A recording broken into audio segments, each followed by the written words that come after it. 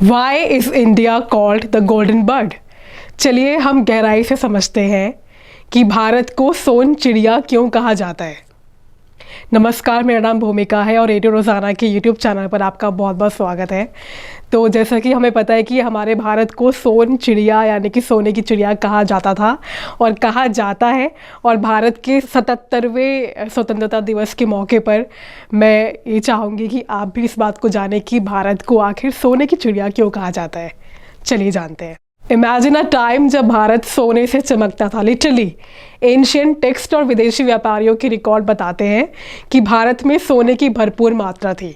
Gold, silver और precious gem की abundance ने भारत को गोल्डन बर्ड का नाम दिलवाया।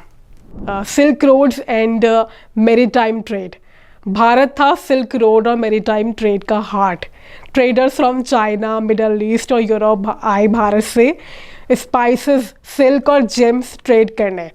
इस ट्रेड ने भारत को वेल्थ से भर दिया और यही वजह थी कि भारत को सोने की चिड़िया का दर्जा मिला। Architectural Marvels. भारत की वास्तुकला भी उसकी वेल्थ की कहानी कहती है। ताजमहल जो वाइट मार्बल और सेमी प्रेशियस स्टोन से बना हुआ है, इसका एक बेहतरीन उदाहरण है। एंशिएंट टेम्पल और पैलेसेस में भी गोल्ड और लग्जरी मटेरियल्स का उपयोग होता था, जो भारत की ऐतिहासिक समृद्धि को दर्शाता है। Cultural renaissance. इंडिया की कल्चरल रिचनेस भी अद्वितीय थी। रॉयल फैमिलीज के ज्वेलरी से लेकर वाइब्रेंट फेस्टिवल और इंट्रिकेट क्राफ्ट तक भारत का हर पहलू सोने की चमक से भरा हुआ था। इस कल्चरल वेल्थ ने भारत को एक अद्वितीय पहचान दी। Colonial exploitation and loss. British colonial rule के दौरान भारत की वेल्थ का एक्सप्लॉयटेशन हुआ और कई रिसोर्सेज ड्रेन हो गए। ये एक दुखद दौर था, लेकिन गोल्डन बर्ड का नाम भारत के पुराने वैभव को याद दिलाता है। Modern revival. आज के समय में भारत की इकोनॉमिक और टेक्नोलॉजिकल ग्रोथ इसे फिर से एक प्रॉस्पेरियस नेशन बना रही है। नई इंडस्ट्रीज, टेक्नोलॉजिकल एडवांसमेंट और बूमिंग इकोनॉमी के साथ भारत का गोल्डन बर्ड एसेंस अब भी जिंदा है। भारत का गोल्डन बर्ड उपनाम उसकी ऐतिहासिक समृद्धि और सांस्कृतिक धरोहर का प्रतीक है। ये नाम भारत की वेल्थ, कल्चरल रिचनेस और हिस्टोरिकल सिग्निफिकेंस की झलक दिखाता है। Golden riches of ancient times. Imagine a land where gold wasn't just a metal but a symbol of unmatched opulence. प्राचीन काल में भारत का सोने और रत्नों से भरा खजाना इतना विशाल था कि धरती पर सोने की चिड़िया की तरह चमक रहा था।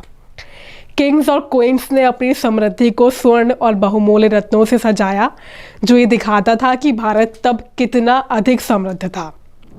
Silk roads and maritime treasure routes. जैसा कि मैंने पहले भी बताया कि India was the epicenter of global trade. Silk road और मैरीटाइम रूट्स पर भारत का स्थान सोने की चिड़िया जैसा था। यहाँ से चीन, अरब और यूरोप के व्यापारी भारत के मसाले, रेशम और रत्नों के लुभावने मूल्य अदा करते थे। इस व्यापार ने भारत को वेल्थ से भर दिया और इसे एक चमत्कार गोल्डन बर्ड बना दिया। Architectural brilliance.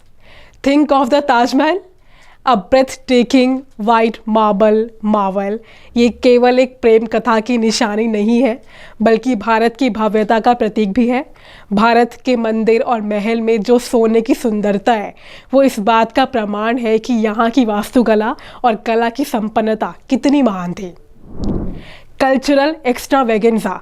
भारतीय संस्कृति का हर पहलू सोने की चिड़िया की तरह चमकता है। फेस्टिवल्स के रंग, ज्वेलरी की इंट्रिकेसी और पारंपरिक कला की विविधता भारत की समृद्ध सांस्कृतिक धरोहर को दर्शाती है। ये सांस्कृतिक संपत्ति भारत की ऐतिहासिक समृद्धि की झलक दिखाती है। Colonial impact and historical loss. British colonial rule ने भारत की वेल्थ का बड़े पैमाने पर दोहन किया, जैसा कि मैंने अभी बताया, और कई ऐतिहासिक खजाने को खो दिया।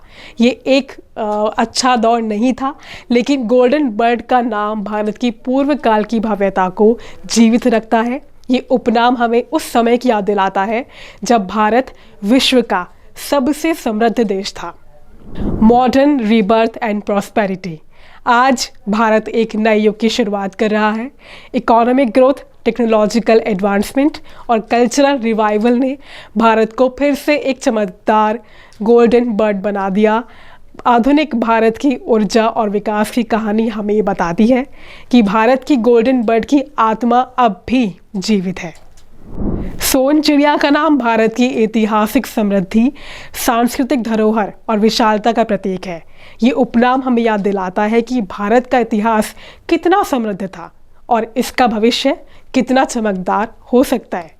भारत के 77वें स्वतंत्रता दिवस पर हम देश की आज़ादी की लड़ाई में अपने वीरों को याद करते हैं और उनकी कुर्बानियों को याद करते हैं, उन्हें सम्मान देते हैं। 15 अगस्त 1947 को भारत ने अंग्रेज़ों की कॉलोनियल शक्ति से आज़ादी पाई थी। इस दिन को मनाने का मकसद देश की आज़ादी की लड़ाई और उसमें अपनी जान कुर्बान करने वाले वीरों की याद को अमर रखना है। आज के दिन हम अपनी देशभक्ति को और अधिक मजबूत करने, अपने देश को आगे बढ़ाने और देश मजबूत और समृद्ध भारत बनाने का संकल्प लेते हैं।